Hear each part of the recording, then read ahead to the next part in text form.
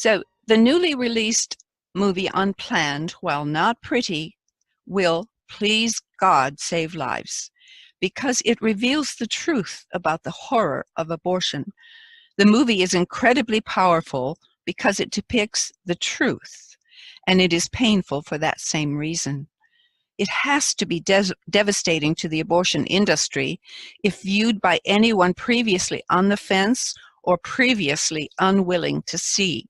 This unwilling to see category of persons is spoken of in Proverbs 24:11 and 12, which says, "Rescue those who are unjustly sentenced to death. Don't stand back and let them die. Don't try to avoid responsibility by saying you didn't know about it."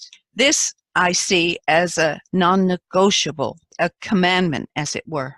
I am made nearly speechless by our ignorance of and our ignoring and excusing this issue in our culture, even by Christians. It's my opinion that the church, with the exception of the Catholic Church, has been absolutely faithless to its members by sitting on the fence, by being frightened of political repercussions, decreased offerings, etc.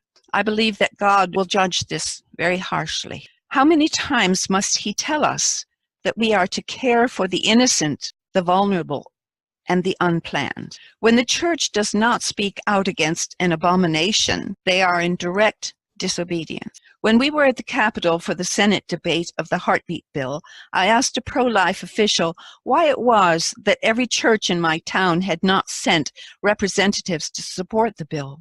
He replied after a moment's thought, "That's a very good question. How often do you come up against pure evil?" The producers of this movie have done a brilliant job of revealing the heartlessness of human beings being destroyed in the womb. Abortion is the tragedy that has become commonplace. While it used to be that enemy invaders were the ones who, I quote, ripped open the pregnant women, we now do that to ourselves. 2 Kings 15 and 16. And it's also echoed in Hosea 13:16 and Amos 1:13. But again, these scriptures refer to these heinous acts as being done by an enemy invader, not by ourselves. Women now march and protest for the right to kill their own children. Please don't fail to see this movie because its power is empowering and emboldening to us to protect and to defend and to speak out and help to inform and educate and ultimately to save lives.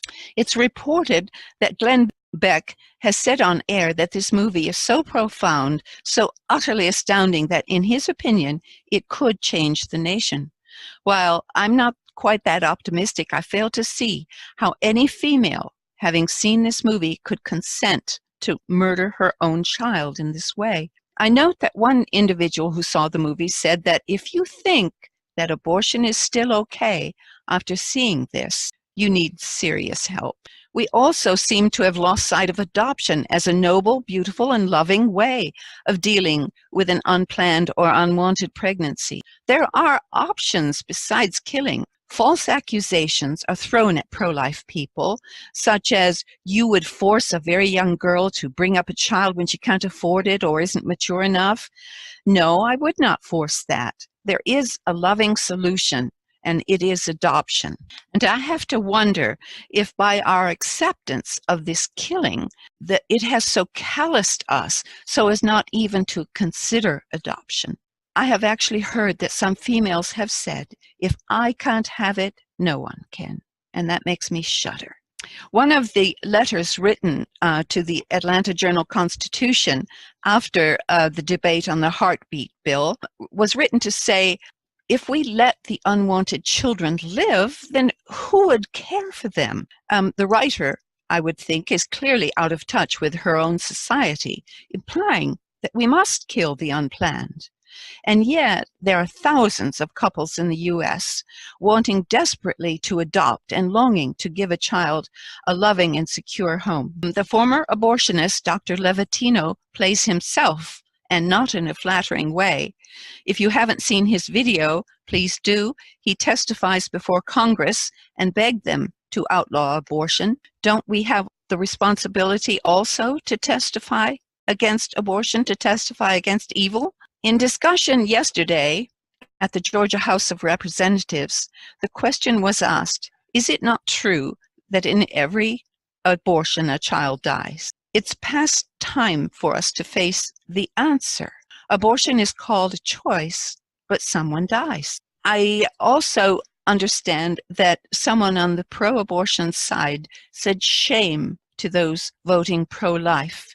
And to me, that is just Proverbs 17:15 in action, calling good evil and evil good. So please see this movie and tell your friends about it. Thank you.